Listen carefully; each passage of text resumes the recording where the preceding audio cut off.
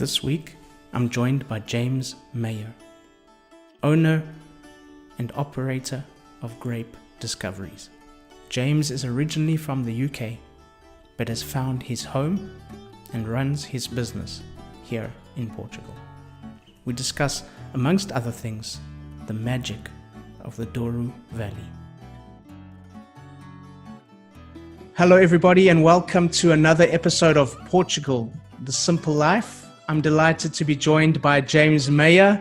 James, thanks for being on the show. It's a pleasure, Dylan. Good morning. Morning. So James, you are usually reside in Porto. We'll get more onto that, but at the moment you are social distancing in Lisbon during this Corona pandemic. How is everything there? Well, we're evolving towards deconfinement, which is very good news. Yesterday I was out in the park. There's a lovely garden near here called the Jardim de Moraria, and people were being very responsible. There were a lot of people there with their dogs. And then we had our first evening meal out in an Indian restaurant. That was really something to celebrate. Date night. You had a date night. That's great. Oh, wonderful. James, we're doing this meeting by Zoom. I would much prefer be having this conversation at maybe a little petisco place in Porto somewhere over some presunto and some chorizo and some good wine. Oh, that sounds But so let's pretend that we're in one of these places. We're strangers. Tell us a little bit about yourself. Okay. I'm a traveler. I love traveling, particularly in Europe. I'm half British, and on my mother's side, she was German-Hungarian. So wow, okay. I'm actually quite a mixed bag, and I've always considered myself as a European. And I was actually quite distressed by the whole Brexit thing, which seems unnecessary. And for many years I lived in France, and my kids are half French. So as I said, I'm a traveler, and I'm also a writer. I write about the wine industry here in Portugal, and I own a boutique wine tourism company, which is called Grape Discoveries. Grape is in the bunch on the vine. As in the fruit. That's right, yeah. Fantastic. I love the name. I think I said to you the first time we spoke that I just thought the Grape Discoveries name was fantastic. Okay. But we'll get on to the Grape Discoveries. You mentioned that you're a mixture of things. I'm also a mixture. I've got some Irish blood. I've got some Welsh blood, German, South African, and I'm living in Portugal. It's my home now. And so I think, for us that have got these, Portugal is a good place for people like us because there is this culture of acceptance and culture of... Yes. I think if you are a mix, to start with, if I can say this, you're very fortunate. And as you say, Portugal itself is such a melting pot of different nationalities. I mean, you had the Arab influence, of course, Jewish influence, a lot of people from different parts of Africa, right back through history, and more recently through the former Portuguese colonies, and now a whole wave of people like us and digital nomads, and it's a great multicultural society. Amazing! It's amazing here. You always hear at the beginning when you first think about Portugal, you hear from an overseas perspective, you hear about the Algarve and how it's very British centric, but it's not like that anymore here. It's so cosmopolitan, so international, people from everywhere in the world. It's something that's come up on multiple episodes as well of the podcast, how just so many people from all over the world are finding a connection and a relationship and a home in many cases here. Yes, that's very true. I think the Brits, of course, were one of the first major groups to turn up here. We're kind of pioneer travelers often. But there have been French waves and Swiss waves and, lots of them, Americans. Well, that's interesting that you say that. We know that Portugal and the UK have got one of the oldest, if not the oldest, living treaties in the world, which is the Windsor. I think it's called the Windsor Treaty. Yes, that's correct. Yes, 12th century. Okay, but now you came over, your relationship with Portugal started at a very young age. You came across here with your folks.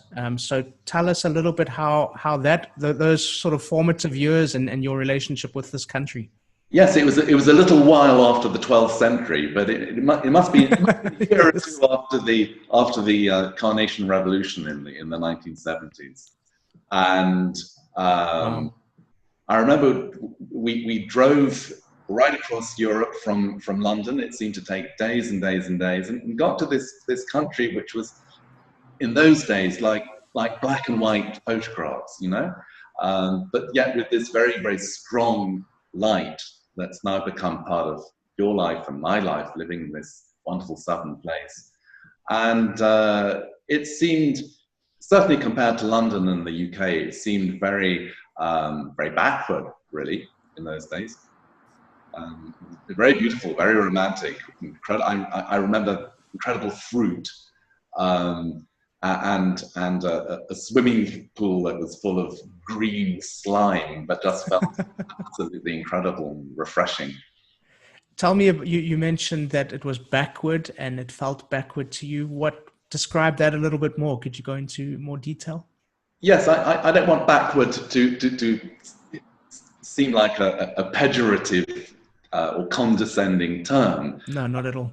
But you know, there was still, you could still see oxen and horses in the fields, and I think I remember even seeing you know, fishermen, women selling fish barefoot, the varinhas as they used to be called, and they of course died out when there were modern refrigeration techniques in supermarkets and so forth. But they were a colourful part of life back then.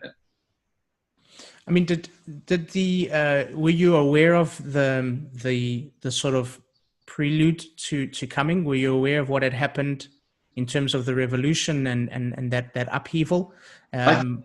Yeah, I think I was a little bit young. I do remember my parents talking about these momentous events, and it seemed a good time for them to visit because Portugal, of course, was very inexpensive, and you could rent a nice place for a holiday.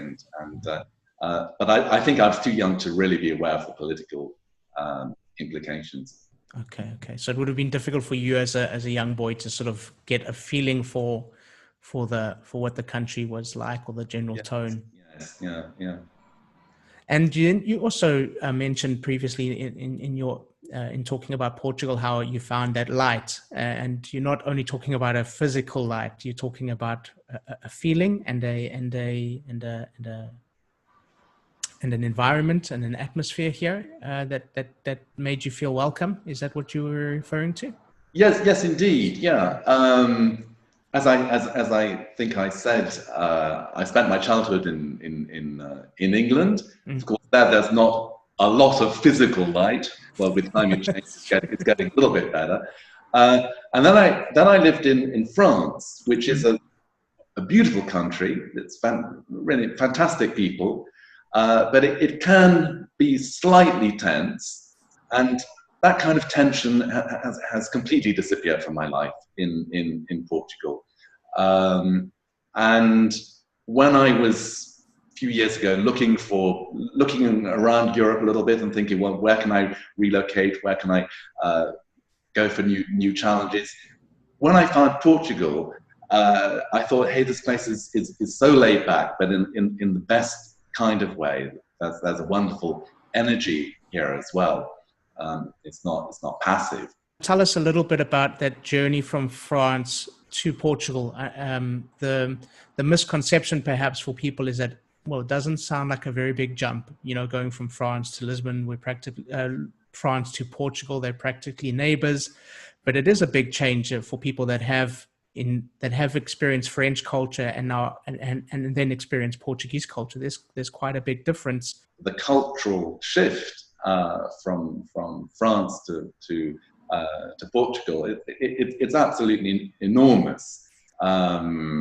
the Portuguese are very modest people. Mm-hmm. They don't take themselves too seriously. There's a kind of immediacy and intimacy and availability for friendship, which is really very attractive when you arrive. And I'm not Portuguese, so of course I have expat friends of different sorts, but I've never found it difficult to meet Portuguese people, to get to know them. So that has been absolutely key in my Portugal experience. There's also a question of scale. Of course, it's a small country, a small population. And I remember living in France, if you wanted to meet the head of this or the head of that for professional reasons, you would kind of hammer at the door for weeks and weeks and weeks, and sometimes not even get in. Here, again, it's very easy. If you say, hi, I'm a foreigner, I hear you've got an interesting business, I'd like to meet you, you get to see the top guy or the top woman immediately. And that's another aspect of this very open, welcoming personality. And I love that. I think it's good. You cut through all the time wasting and the protective layers. I think it is. I think it is that we don't take ourselves so seriously, and there aren't these hierarchical barriers. And I think it starts in the cafe, in the coffee shop. Like, you have your coffee in the morning. There's the CEO, there's the directors, there's everybody, and we're all just. And you talk about hierarchical barriers. Yeah, that makes me think of Portugal's current president, Marcelo, who's this highly educated, sophisticated guy, but in another sense, he's very much a man of the people and loves walking around, meeting people, hugging them, going for a swim in the morning, that kind of thing. And then, how did you choose Porto and this area that you're residing in? How did that become your choice of? Well, when I got off the plane, so to speak, I went out and bought an apartment in Lisbon, if I can put it like that. And then a friend introduced me to this amazing wine region in the north of Portugal, the Douro. Mm-hmm. And to get to the Douro, you more or less have to go through Porto. And I realized that, in fact, all the things I wanted to do could be done in that region, but maybe I'm leaping ahead a little bit. It has gained prominence over the last few years, but what is it about Porto that is so special and so unique? Yeah. Porto's Portugal's second city, and it's got this amazing location. It's slightly inland from the Atlantic, and it's on the way to the Douro, which is the world's largest mountain vineyard. So it's got a lot of incredible beauty on both sides. You can walk along the beach for miles. You can eat fresh fish every day. There's a kind of slightly cooler temperature because you're on the Atlantic coast. And then you have this incredibly beautiful region, the Douro, which is only about an hour's drive from Porto. And it's a lovely scale city. It's a small city with a hell of a lot going on in it today. And you can walk across it in an hour, which for me is a real luxury. I hardly use my car when I'm actually in the city. And it's delightful, really. It's a great city. I've visited a few times, and we love coming there for weekends and things like that. Yeah. One of the things, and we're going to get on to grape discoveries in a minute and what you're doing with that. But one of the things that you mentioned when you talk about I've watched a couple of your videos and things like that about grape discoveries. And one of the things that you mention is how you've become an insider. And for me, that's a fascinating thing because, and it's the same for me. I feel like I'm an insider now, and yeah. I haven't been here for that long, and neither have you. And it's amazing how we have that feeling and of being welcomed and being part of the community already. Yes, it's a fantastic feeling. I'm not sure if that would be possible in every country.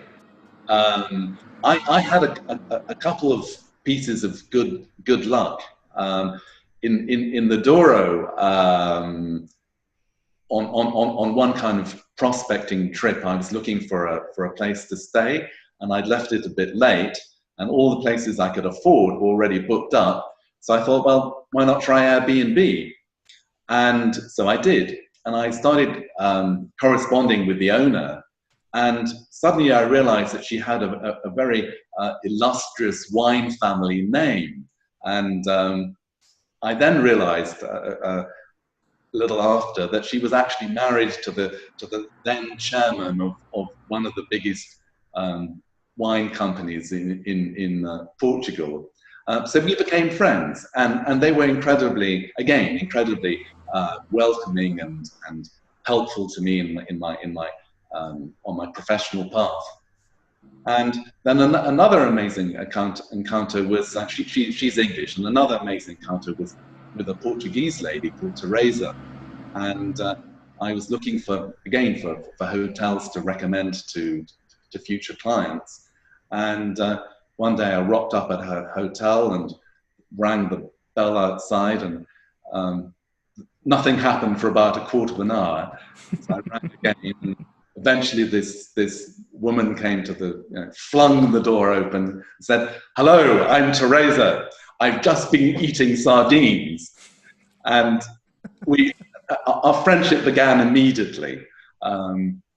And she's my best Portuguese friend up there in the region.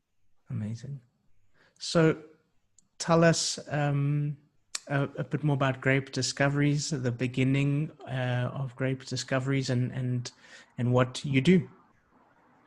Well, we do two things. We do private tours to the Douro Valley, all right? So by private, I mean a maximum of 4 customers. And I drive them to the Douro, and we have a very kind of conversational day. And as I said earlier, it takes about an hour to get to the Douro. So that gives me plenty of time to kind of get to know the people in the car and find out what they're interested in. I think a lot of tourism makes the mistake of imposing a torrent of facts and stuff. I think it's much more enjoyable, certainly for the customer, when you're actually having a dialogue, a conversation. And then we try and meet some of the local people, the people who make the wine, the people who run the restaurants. There are a lot of fascinating people up there, and walk around and look at the scenery. I find that very often people have almost an emotional connection with the Douro. And they're absolutely won over by the end of the day. Not necessarily because I've done something extraordinary, but just because the Douro is such a magical place. But I wonder if it has got something to do with you as well. I mean, you seem to have this really emotional and strong connection and love for this place. Yes, yes, I do. I think it's the first time in my life that I've really had an emotional connection with, with the region, and it was, I mean, I don't want to sound corny, but it was a little bit like falling in love, and you've never met the person before, you have no idea it's going to happen, and it was just like that. I knew nothing about the Douro before I arrived in Portugal, and there was this very, very strong impact when I went up there the first time. And it's a region that it's become my kind of spiritual home, and it's a region which for me combines a lot of the things that I like. Wonderful people with good stories, incredible architecture, wine, of course, extraordinary scenery, the possibility to go for walks. There's a whole kind of lifestyle there, really, which is very satisfying. Beautiful. So just paint us a picture of what a tour would look like. I've seen a couple of the reviews on your website and with TripAdvisor, and people are, I mean, they love it. I've read a couple of things where people have said it's the best tour they've ever been on for anything. That's a wonderful compliment. Give us a picture of what a day would look like with one of those tours. Yes, it's always incredibly gratifying to get reviews like that. But seriously, I think I've had some fantastic customers as well. So it works both ways. Of course. Well, I would pick the customers up in Porto about 9:00, 9:30. Mid-morning latest, we're in the Douro. We leap out of the car and stretch our legs, have a cup of coffee, look at the view, and it's silent. It's incredibly silent. I say to people, look, just look, and then I shut up for a couple of minutes, and they look at this amazing nature, and sometimes you get the early morning mist peeling off the land, and then after a moment you can see in the distance somebody working in the fields, and the whole place suddenly comes alive. And then we do a winery visit, which might be followed by a picnic lunch or a lunch in a local tasca, possibly a second winery visit or a walk. Sometimes we go to a small town called Lamego or to another one called Amarant. There are various programs. I've got a lovely one where I take people to the homes of two cousins. First of all, we go to one home and have lunch around an 18th century kitchen table. Amazing. Can you imagine? In a home that looks like it hasn't been changed for hundreds of years. And it's a wine producing family, so there are a lot of very interesting wine stories. And then after lunch, we go to this person's cousin, Jose, and he has a little private museum, and he's still a winemaker himself. So, I mean, all these people speak fantastic English, which is very, very spoiling for me, and have really, really interesting stories. You know. Aren't you amazed by the language, the amount of people sometimes in the middle of nowhere who just speak such beautiful English? I'm sure that must have been a huge change coming from France in that regard. Yes. Yes, it's a nice change not to have to be given more encouragement as we struggle to speak Portuguese. Yeah. No, it's very impressive how many people speak good English. It sounds like people are getting you said it, but an insider's perspective into what life is like in that part of Portugal. Yes, I think they are. I mean, one of the other things that helped me become an insider was the decision to do a series of interviews of leading wine producers and winemakers in the Douro. And I was fortunate in that I was able to begin with a couple of stars, and after that the ball kept rolling, and that's opened a lot of doors in the profession for me, and given me a certain amount of insider information and knowledge. I watched one of the interviews. Well, I watched all of the interviews actually, but the one that was quite that was fascinating was with Adrian from Taylor's. Adrian Bridge, yes. Adrian Bridge from Taylor's Wine, and he spoke also because of also you spoke a lot about the changes in global climate and all of that, which was fascinating, and the effects that it has on the wine industry. But he spoke a little bit about the vine, and if you take the vine out of the Douro, what do you have? And it's that age-old wine discussion. We had a winemaker on a previous episode who's a winemaker from the Alentejo, and obviously, Tomás Lima Meyer, and he obviously thinks the Alentejo is the best wine region in the world. My brother-in-law happens to think it's the Dow region, and then there's obviously people who think it's the Douro. And some people might say the Barada. Okay, where is that? That's just in the north. Okay. I'm not fully aware of that area. No, the Douro is very much a a monoculture from an economic point of perspective. I mean, as you were saying, if you took the wine industry out, there wouldn't be much left, and the wine production, of course, has generated wine tourism. The two go together, and as elsewhere in the world, Douro wine producers have realized that tourists can be fantastic brand ambassadors for their winemaking. The Douro, as you go further towards Spain, it gets more and more arid. So the star grape varieties in the Douro are the ones that don't need too much water, and in some areas irrigation is forbidden. The farmers can only practice dry farming. And you mentioned Adrian Bridge. Yeah, Adrian's was the guy behind the Porto Protocol, which a very, very interesting and important initiative that he set up a couple of years ago.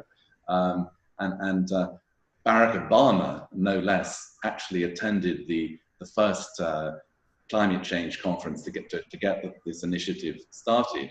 And the idea there is to use best practices in the wine industry as benchmarks for other companies to emulate. And the thing has snowballed and really attracted a lot of membership and a lot of attention. And Adrian, as you may know, is also CEO of Taylor's Port. And Taylor's Port have done a lot of innovative things in terms of ecological farming in the Douro. And you know, slowly the idea of sustainable wine production is catching on. Your wine background and obviously being a wine writer, what makes the Douro such an interesting wine and wine region? Well, the Douro today has two types of wine produced there. There's port wine, which is the wine that's been produced there for centuries. That's the kind of the traditional wine, still going very strong. In a kind of revival in the interest in port. And then about 20 or 30 years ago, a group of innovative, experimental winemakers started to make what you could call table wine or still wine, or at least non-fortified wines, right?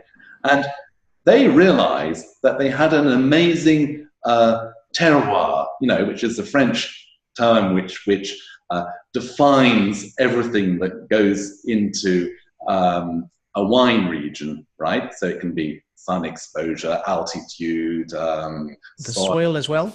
Soil as well. All these things. Yeah, there's an extraordinary schist soil in the Douro, and take for instance the mountains in the Douro, which make it so beautiful and so kind of distinctive.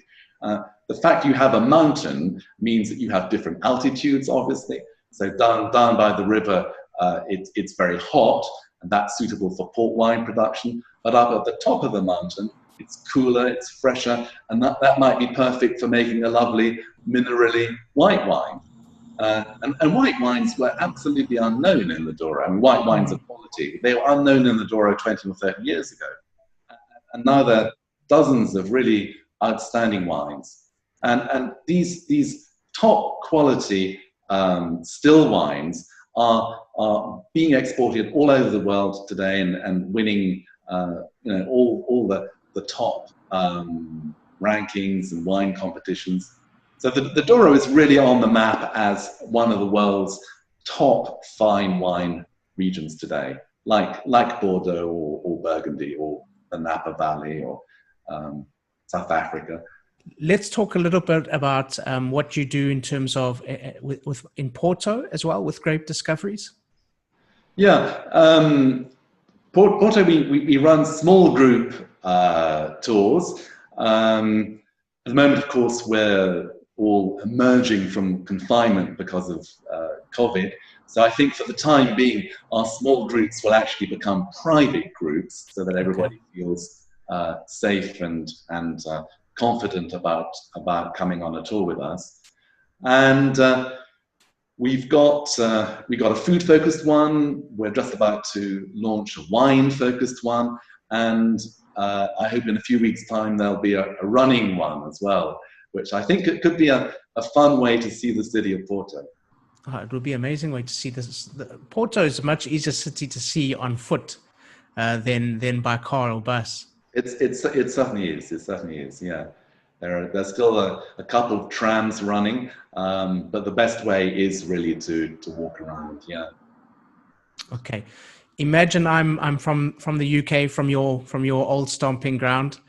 I only have a day in Porto. I only have time for one meal and one bottle of wine. Right. What are you recommending? Oh, I'm recommending you change your schedule and spend the night. Very good. Do a morning tour with us. That'll give you an introduction by walking around and some of the history and some of the stories. Then I would definitely visit one of the port wine lodges. Port wine has traditionally been aged and stored in Vila Nova de Gaia, which is the part of Porto opposite the city, because the climate there is cooler, and the wine doesn't cook as it would in the very hot Douro. So you get these enormous they're called port wine lodges with literally, some of them have millions of liters of port aging there. The most Taylor's is a very interesting one. They have a very good audio tour, but the most spectacular one to my mind is Coburn's, which is absolutely beautiful, and they still have a working cooperage. You know, the guys. What is that? Well, cooperage is the art of making and maintaining the barrels. Okay. So you have these very burly men who are maneuvering enormous casks, and to renovate them, they have to number each wooden stave and dismantle them and then make sure that they've numbered them correctly so that they can actually put the thing together again. And some of these huge casks are 100 years old, and it's very interesting because they're still using the tools that they had, 100 years ago or 200 years ago. And this is the kind of very skilled artisan craftsmanship that's handed down from generation to generation. The other day I was talking to a young guy, he was an apprentice, and he said, my grandfather worked here as well, and my dad. Oh, that's beautiful. I love that. I love that.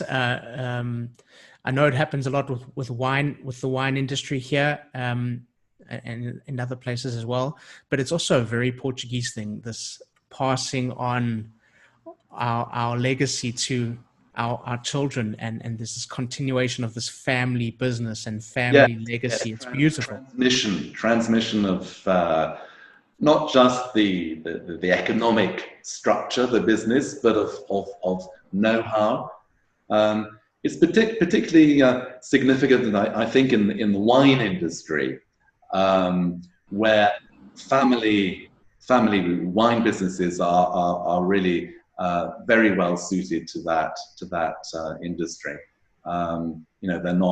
Families are not focused on quarterly results, and you're, in a sense, if you're a vineyard owner, you're transmitting something. You're like a caretaker. You're transmitting something from your ancestors to your children or grandchildren.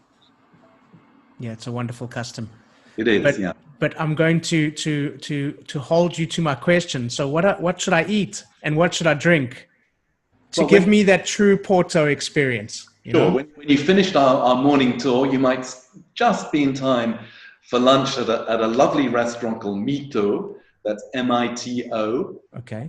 It's bang in the center of Porto. I'm afraid I don't have the street name in my head. But it's a very cool contemporary design, and they have very good, what I would call innovative Portuguese food. Right? By that I mean it's the traditional ingredients, but it's a kind of modern take, and there's a bit more spice than you would get in traditional Portuguese cooking. So a lot of flavor. They have a very good, inexpensive wine list. I seem to remember they have, it's either Dialogo or Redoma, which are made by Dirk Dieport. But I would go there, and then as I said, either go to Taylor's or to Coburn's in the afternoon for a Port Lodge visit, and then if you still got time, you probably just would take a taxi or something, or an Uber to the Fundação Serralves. Okay, what is that? The Fundação Serralves is, to my mind, Portugal's best modern and contemporary museum. And they do terrific temporary exhibits, and it's a beautiful building designed by Portugal's leading contemporary architect, who's Álvaro Cisa. He was a Pritzker Prize winner. And I'm very keen on him because I live in an apartment designed by him. Okay. Well, the whole housing project was designed by him. And excuse me, the Fundação Serralves is just outside the city centre in a beautiful park. I would recommend doing that. Okay. I would recommend that people just spend a day with you, because you just seem to be the guy to know what to do and where to go and where to eat and drink and everything in Porto. So that's probably the best way. So how can people find you online, get in touch, and follow your work? Very, very good question. Well, two ways. They can look at our Facebook page. The company, as you said, is Grape Discoveries, Grape, or they can look at our website, which is www.grapediscoveries.com. And you have a YouTube channel as well, which I think doesn't get enough views. So we need to send people to watch your YouTube channel, because you've got those interviews with those winemakers are absolutely fascinating. So yes, we'll put links for the Facebook page, the website, and your YouTube channel, so people can go have a look. No, I've had a great time interviewing the winemakers, because they're people with enormous knowledge and experience, and terrific stories to tell. So I think those are quite good videos. Yeah. I also think it's interesting. You interviewed Adrian Bridge. You interviewed Paul Symington. Yes. And these are people that are not from here, but it's home for them now. And I think it's almost like the winemakers and the wine families are the ones that led the way. Like you said, the pioneers of people just coming and just finding their home and finding their happy place in Portugal. So I'm always fascinated by those kind of people and their stories as well. Yes, yeah, no, indeed. The Symingtons are a fairly mixed bag. They're an Anglo-Scottish family, and I think they rocked up here originally in the 1880s. They've been here a number of generations. Inevitably, there was a bit of intermarrying with Portuguese people. So Paul sometimes describes them as, what does he say? Practical and romantic as well. It's a kind of, they seem very English, but in a way there's a lot of Portuguese passion to them. It's amazing for me, because they came in the 18th century, the 19th century. So, but I mean, it's still a long time ago. And a long time ago, yeah. The misconception is that modern day Portugal is this accepting place, and it's only modern day Portugal, but it's not. It's been like that forever, that people can just come here and be and feel welcome and find their home. And then the other one was the Dutch, I think, was it a Dutch winemaker as well? Yes, Dirk Dieport. Holland was one of the traditional export markets for port wine. So again, the Dieports, I think, arrived in 1840 or something like that. And Dirk is the first generation of that family to produce non-fortified wines. Dieport was originally a distinguished port house, and Dirk has become one of the world's best known winemakers. Really, he's a terrific star. Incredible. Okay, so let's start wrapping things up here. We've had a wonderful conversation. Let's imagine that we're in one of these taskas that you mentioned. We've got a little bit of time left. We can have 3 petiscos, 3 tapas, 3 snacks, 3 things that people can take away from this conversation. I would recommend Portugal to anybody, really, based upon my personal experience, because I think it's really a country for today. It's safe, it's beautiful, it's friendly, and it's eco-friendly as well. It's an environmentally responsible country, and really it's a country where it's pretty easy to turn up, get to know people, create something, or retire if you want to. You know, it's easy to slot in, and it's a very, very happy process. The second takeaway, if you haven't discovered them, Portuguese wines, I think you should you should make a beeline to your nearest wine specialist and ask him or her what they've got. It's very difficult to find a bad wine in Portugal these days, and we've mentioned during this conversation, Dylan, a few of the good regions. The best one, and I don't just say that because of my business, it really is the best one. The best one is the Douro Valley, and maybe I could end on that as the third and last thing that I recommend. Again, if you don't yet know the Douro Valley, please go there. It's almost a life-changing experience. So certainly in today's, after the experience we're all going through at the moment of COVID and so forth, it's a very calming, reassuring, lovely place to be. Excellent. James, a question that we ask all of our guests: Portugal, the simple life. Why? It's a society that doesn't take itself too seriously.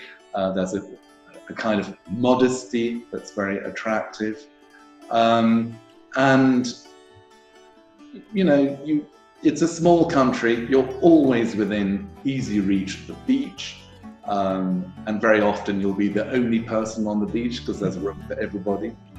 And then if you drive in the other direction, you can get into the most breathtakingly beautiful countryside. It's a very hilly country. So in fact, you almost have the impression there's more of it than there actually is. And it gets remote quite easily. Yeah, it's a life that's relatively hassle-free, I would say. James, I feel like we could speak for hours about Douro, about wine, about Porto, about Portugal. But for now, it's the end. I've had a wonderful conversation. Thank you so much. Thank you, Dylan. Yeah. And I'm going to let you call it. That's a wrap. Please subscribe, share with your friends, give us a thumbs up, and please leave a comment or a review. We'd love to hear from you. And as we say in Portugal, até próxima. Welcome to the simple life.